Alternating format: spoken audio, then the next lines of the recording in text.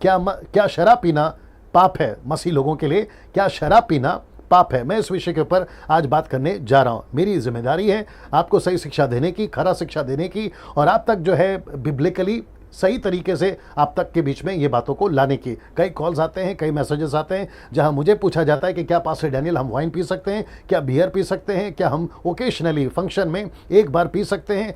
ये सारे प्रश्न वो उठाते हैं, लेकिन मैंने ज़रूरी समझा कि आप सभी के बीच में ये वीडियो बनाऊं। मेरे 26 साल के मिनिस्ट्री में मैं पहली बार इस विषय पर बात कर रहा हूँ, और मुझे खुशी है कि मैं आप सभी तक सही जानकारी पहुँचा पा रहा हूँ वचन के माध्यम से। ना दोस्तों, सबसे पहले क्या बाइबल हमें शराब पीने की इजाज़त देता है? जी हाँ दोस्तों, मैं इसके ऊपर बात करूंगा। क्या बाइबल हमें शराब पीने की इजाज़त देता है? क्या वचन ऐसा कुछ कहता है? क्या हम शराब पी सकते हैं? इसके बारे में हम बात करेंगे। कुछ टीचिंग चल रही हैं ओल्ड टेस्टमेंट के कुछ वचन को उठाकर, जो कि कहते हैं कि जी हाँ, हम शराब पी सकते हैं। कुछ प्रचारक हैं, कुछ बिशप्स हैं, कुछ रेवरेंड्स हैं, नेशनली इंटरनेशनली, और वो जो है आउट ऑफ कॉन्टेक्स्ट जाकर बाइबल के वचन को उठाकर, तोड़ मरोड़ कर किसी एक वचन को उठाकर कहते हैं कि हम पी सकते हैं। ना कौन से वचन है मैं आपके बीच में रखने जा रहा हूँ। सबदेश की किताब उसका 9 का 7 में कहते हैं कि अपना मार्ग पर चला जा, अपनी रोटी आनंद से खा कर, मन में सुख मना कर, अपना दाख मधु पिया कर, क्योंकि परमेश्वर तेरे कामों से प्रसन्न है। इसको उठाते हैं। अब सुलेमान राजा ने इसको क्यों लिखा, क्या कॉन्टेक्स्ट था, क्या परिस्थिति थी, उसका लिखने का मकसद क्या था,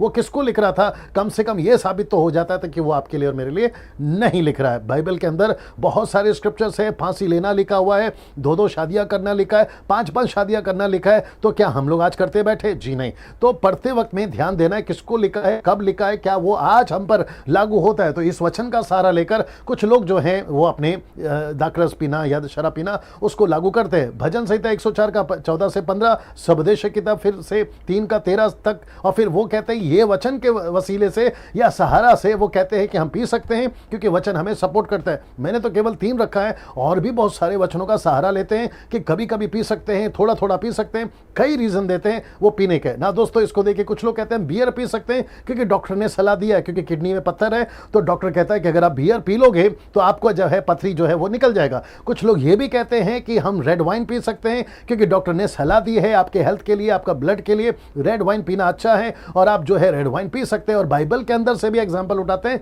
कि आप रेड वाइन पी सकते हैं। अब ये रेड वाइन कहां से आया मुझे नहीं पता, इसमें कितना परसेंटेज अल्कोहल है मुझे नहीं पता, अब ये कैसे बनता है आज की तारीख में मुझे नहीं पता, लेकिन जब बाइबल की बात कर रहे हो तो वहां पर लिखा है वो अंगूर का जूस था, प्योरली ग्रेप जूस था। अगर वो ग्रेप जूस था तो मैं इजाजत देता हूं अंगूर का जूस पियो, लेकिन मैं रेड वाइन की इजाजत नहीं देता, क्योंकि कुछ लोग कहते हैं कि रेड वाइन अंगूर का जूस है, अब उसमें अल्कोहल है। मैं वापस कहता हूं, बॉटल पे लिखा होता है कितना परसेंट अल्कोहल है। अगर नशा है, अल्कोहल है, आपको मैं साफ कहता हूं नहीं पीना है। ना इसको देखिए, कुछ सेवक तो ये भी कहते हैं कि थोड़ा थोड़ा पी सकते हैं, चाहे वो दारू हो या वटका हो, कुछ भी हो, थोड़ा थोड़ा पी सकते हैं। पूछा गया कैसे, तो वो कहते हैं कि इस वचन के वसीले से। कौन सा? 1 तिमोथी 5 का 23 में पौलुस ने तिमोथी को कहा था कि भविष्य में केवल जल ही का पीने वाला ना रह, पर अपने पेट और अपने बार बार बीमार होने के कारण। अभी मुझे नहीं पता कि वो बीमार क्यों होता था, हो सकता है पानी का, गलत पानी के चलते, क्योंकि पानी का जिक्र है यहां पर। अब उसके पास में ऐसी कोई बीमारी थी, उसका नाम है तिमोथी। अब ये तिमोथी को लिखा है तो तिमोथी तक रखिए, आप तक क्यों लेकर आ रहे हैं, मुझ तक क्यों लेकर आ रहे हैं, और दूसरों पे क्यों थोप रहे हो? क्योंकि बाइबल में ऐसी घटना हुई है तो आप जो है पी लिया करो। तो बाइबल के अंदर है यरीको की दीवार गिरी है, तो क्या तुम जाकर चाइना का वॉल गिरा दोगे? नहीं सर, ऐसा नहीं कर सकते। इसलिए आपको समझना जरूरी है कि क्या लिखा है, किसको लिखा है, और ये क्या अब लागू हो सकता है। उसका पेट दुखता था तो ये उस तक रहने दीजिए, वो बीमार होता था उस तक रहने दीजिए, आप उसको उठाकर क्यों ला रहे हैं? और अच्छा, वो ये भी कहता है कि काम में लाया करो, थोड़ा थोड़ा दाखरस काम में लाया। वापस कहता है दाखरस कौन सा है, आपको वीडियो के अंत तक कंफर्म या क्लियर हो जाएगा, क्योंकि मैं उसकी भी खुलासा करने जा रहा हूं ना। इसको देखिए, लेकिन ओल्ड टेस्टमेंट में अगर ऐसे वचन है, कैसे, जैसे पी सकते, तो ऐसे भी वचन है जहां लिखा है कि पीना पाप है, पीना श्राप है, गलत है। और वहां है यशायाह 5 का 22 में लिखा है कि हाय उन पर जो दाखमधु पीने में वीर और मदिरा को तेज बनाने में बहादुर है। मतलब जो पीता है उस पर भी श्राप, जो बनाता है उस पे भी श्राप। अब आप सोच के देखिए ना। इसको देखिए, होशे की किताब उसका 4 का 11 कहता है कि वेश्या, घमंड और दाखमधु और ताजा दाखमधु ये तीनों बुद्धि को भ्रष्ट कर देती है। तो फिर ऐसा भी तो वचन है ना। इसको देखिए, तो इसका मतलब ये हुआ कि यहां 2 प्रकार का वाइन है। एक है जो मैं आपके बीच में रखने जा रहा हूं, एक पी सकते हैं, दूसरा नहीं पी सकते हैं ना। इसको देखिए दोस्तों, एक अंगूर का जूस है और दूसरा अंगूर के जूस से अल्कोहल बनता है। अब आपको समझना होगा कि उस वक्त का, देखिए मैं कहां की बात कर रहा हूं, कम से कम 4000 साल पुरानी। यीशु के जीवन काल में 2000 साल पुरानी। अब आप सोचिए, यहाँ 2-3 डेकेड में ही शहर के नाम बदल रहे हैं, गांव के नाम बदल रहे हैं, रेलवे स्टेशन के नाम बदल रहे हैं, एयरपोर्ट के नाम बदल रहे हैं। अब आप सोच के देखिए, 2-2 हजार साल पुरानी बात को अगर बाइबल रिकॉर्ड करती है और आप उसको उठाकर लेकर आकर अगर आप ये कहोगे कि अंगूर का जूस का मतलब है दारू और दारू का मतलब है अंगूर का जूस, आप कैसे मिक्स कर सकते हैं? आपको समझना होगा कि क्या था अंगूर का जूस और क्या था अंगूर के जूस से बनने वाला दारू, यानी कि नशा, शराब। आपको यह समझना बहुत जरूरी है। उत्पत्ति किताब में 2 घटनाएं घटी हैं, एक है 9:21 में और दूसरा है 19:35 में। एक है नूह के साथ, उसने शराब पी और उसके बच्चों ने कुछ गलत करा। दूसरा है लूत, उसने शराब पी और उसके बच्चों ने उसके साथ में गलत करा। ये दोनों ने शराब पिया था और इसको कहते हैं अंगूर का जूस नहीं पिया था साहब, ये नशा था। वो अंगूर के जूस से बना हुआ वो नशा था, दोनों ने पिया ना। हिब्रू में जब हम दोनों को पढ़ते हैं, इस दोनों आयत को पढ़ते हैं, और जहां जहां दाखरस या शराब का यानी कि वाइन का जिक्र है उसको कहते हैं हायीन। इसका मतलब है 3196। ये दोनों क्षमा करें, ये जो स्ट्रॉन्ग्स है 3196, आपको हर जगह पे यही स्ट्रॉन्ग्स मिलेगा। उत्पत्ति से मलाकी तक जब जब आप कोई दाखरस वाइन का जिक्र पढ़ोगे तो आपको यही ट्रांसलेशन मिलेगा ना। दोस्तों इसको देखिए, इन दोनों को बाइबल में वाइन ही लिखा गया। मैंने वापस कह देता हूं, जैसे मैं आपको यहां बता चुका हूं, जहां जहां पढ़ोगे दाखरस आएगा, इंग्लिश में वाइन आएगा, WINE, वाइन ना, ये नाम उनको दिया गया। अब दोस्तों ये आप देख रहे होंगे, जैसे आपको ये दिख रहा है तो आप समझ गए होंगे पास्टर डैनियल ये तो मीट है, मटन है, मांस है, और ये रहा तरकारी, वेजिटेबल, सब्जी जिसको आप लोग कहते हैं। अब आप सोच रहे होंगे कि मैं आपको ये क्यों दिखा रहा हूं, मेरे साथ में बने रहे, थोड़ा वक्त लंबा जा रहा है लेकिन बहुत सारी चीजें आप सीखेंगे ना। सबसे पहला ये रहा मांस का टुकड़ा और ये रहा सब्जी ना। आप इसको जब देखोगे तो आप कहोगे ये सब्जी है, जब आप इसको देखोगे तो आप कहोगे ये मांस है, यानी कि मीट। आप अभी ट्रांसलेशन कर सकते हो, लेकिन आपको पता है उत्पत्ति 1:29 में परमेश्वर ने इन दोनों को नाम क्या दिया? बड़े ध्यान से सुनेगा। लिखता है, परमेश्वर ने कहा, सुनो, जितने बीज वाले छोटे छोटे पेड़ सारी पृथ्वी पर ऊपर हैं, जितने वृक्ष में बीज वाले फल होते हैं, वे सब मैंने तुमको दिए हैं। बड़ा ध्यान से देखना, वे तुम्हारे भोजन के लिए। तो क्या क्या भोजन के लिए हैं? वृक्ष, फिर छोटे छोटे पेड़ के फल, ये सब आपको, सब्जी है, फल है, ये सब आपको दिए ना। यहां पे एक भी जगह पे आपको ये मीट नहीं दिखेगा, इन सभी जगह पे आपको ये दिखेगा। और इसलिए हिंदी ट्रांसलेशन कहता है ये भोजन है, लेकिन आप जानना चाहोगे इंग्लिश में कहता है to you it shall be for meat. इसका मतलब है ये आपके लिए मीट है। तो इसका मतलब है कि जिसको आप सब्जी कहते हो, ट्रांसलेशन में आपकी ही बाइबल में उसको लिखा गया इंग्लिश में, किंग जेम्स वर्जन में कहता है मीट है, मीट। अब आप सोच के देखिए, तो इसका मतलब है ना, इसको देखिए, लेवे व्यवस्था उसका 2:1, लेविटिक्स चैप्टर 2:1 कहता है कि जब कोई यहोवा के लिए अन्न बलि का चढ़ावा चढ़ाना चाहे तो वह मैदा चढ़ाए, उस पर तेल डालकर उसके ऊपर लोबान चढ़ाए। लेकिन इंग्लिश में क्या कहता है? And when any will offer a meat offering unto the Lord. इसका मतलब है मीट।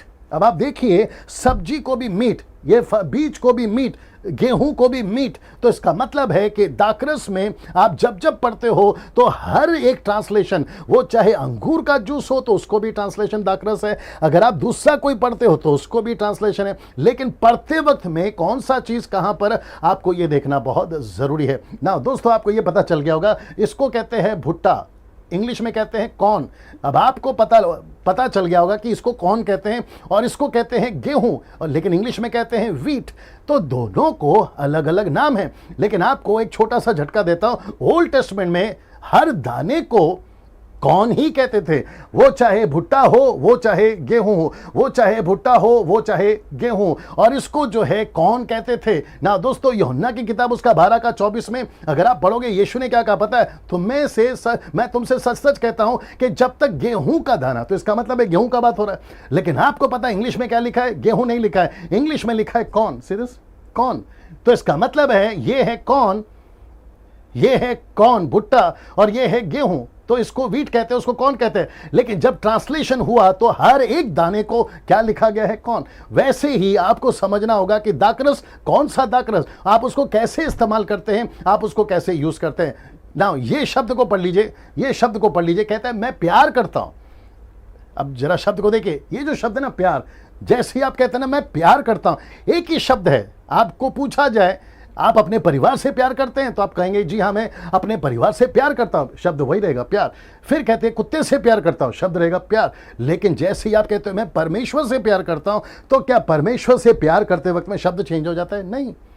लेकिन यहां पर आप कब किसको कैसे इस्तेमाल करोगे, किस तरीके से इस्तेमाल करोगे, वो इंपॉर्टेंट है। शब्द चेंज नहीं होगा, शैली चेंज होगी। मेरे कितने प्रचार में मैं आपको सिखा चुका हूं, बता चुका हूं कि सरकास्टिक क्या होता है, व्यंग क्या होता है, टॉन्ट क्या होता है, ताना मारना क्या होता है। ये हमें और आपको सीखना बहुत जरूरी है। वचन को पढ़ते वक्त में भी हमें ध्यान देना बहुत जरूरी है ना। याकूब की किताब यानी कि जेम्स चैप्टर 2:3, आपको पता है यहां पर क्या लिखा है? अगर आप हिंदी में पढ़ोगे, जो कि मैंने नहीं डाला है, हिंदी में लिखा है कि जो सुहावने वस्त्र पहनते हैं। लेकिन किंग जेम्स वर्जन क्या कहता है मालूम है? गे क्लोथ्स या गे क्लोथिंग। तो गे का मतलब आप समझ गए होंगे। अब आपको शायद नहीं पता कि 200 साल या 100 साल या कम से कम 3-4 डेकेड से ये जो शब्द है इसका पूरा का पूरा मतलब ही अलग हो गया है।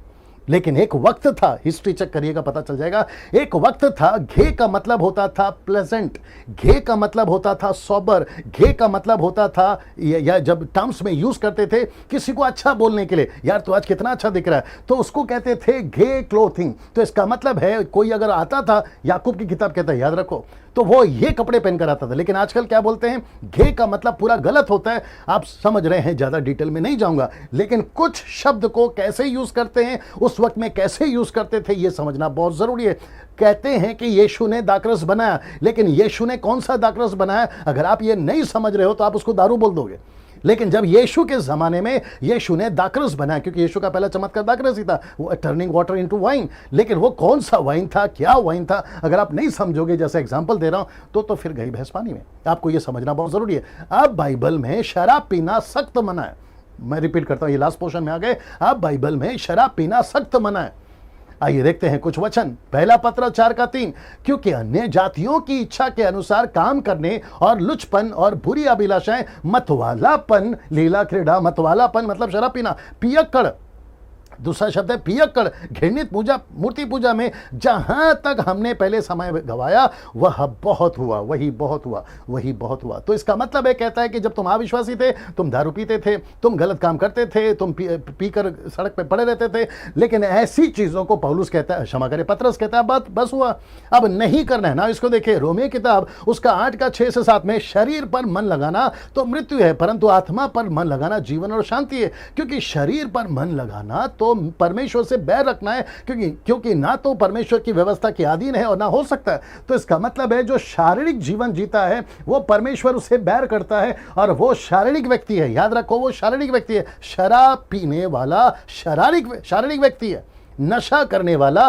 शारीरिक व्यक्ति है। दारू पीने वाला, रेड वाइन, बियर, आप जो भी रेवरेंड, बिशप, मैं कई लोगों को जानता हूं दोस्तों, कई वर्शिप सिंगर्स को मैं जानता हूं जो कहते हैं कि कभी कभी रेड वाइन पी सकते हैं, कहते हैं कि हम बियर पी सकते हैं ओकेशनली, जब एयरपोर्ट से, जब इंटरनेशनल एयरपोर्ट से अमेरिका या फिर कई दूसरे कंट्रीज में जाते हैं, 8-8, 12-12 घंटा, 24-24 घंटा, है ना, जब एयरपोर्ट पे या प्लेन में बैठते हैं तो एयर होस्टेस जब लेकर आती है तो कहती है कि मैडम ब्रिंग मी द, है ना, हार्ड ड्रिंक, सॉफ्ट ड्रिंक नहीं, हॉट ड्रिंक नहीं, या वो नहीं, कहते हैं कि हमको वाइन लाकर दीजिए। ये सारी चीजें कई लोगों से मैंने सुनी है और कई चर्चाएं मेरे कानों तक पहुंची हैं, लेकिन ये सब गलत है और आप शारीरिक हो जाते हैं ना। इसको देखिए, गलातियों की किताब उसका 5:19-21 में कहता है, शरीर के काम तो प्रकट है, अर्थात व्यभिचार, गंदे काम, लुचपन, मूर्ति पूजा, टोना, झगड़ा, ईर्ष्या, क्रोध, विरोध, फूट, विधर्म, डा। लेकिन फिर ये क्या आ गया? मतवालापन, लीला क्रीड़ा। अब इसको देखिए जो नीचे लिखा, कहता है कि ऐसे ऐसे काम करने वाले परमेश्वर के राज्य के वारिस ना होंगे।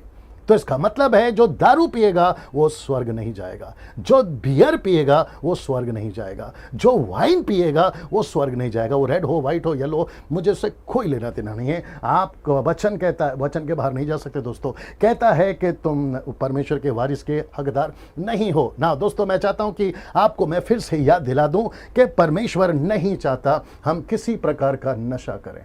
वो बियर हो, वाइन हो, वटका हो, रेड वाइन हो, आप नहीं पी सकते हैं। मैं रिपीट करता हूं, आप नहीं पी सकते हैं। ये सरासर गलत है। शराब पीना पाप है पास्टर डैनियल, मैं 1000%, 1,00,000% कहूंगा, जी हाँ, शराब पीना पाप है, गलत है, आप नहीं कर सकते। दोस्तों, फिर एक सब्जेक्ट के साथ में कल वापस आपके साथ में रूबरू हूंगा। तब तक ले जय मसीह, नमस्ते।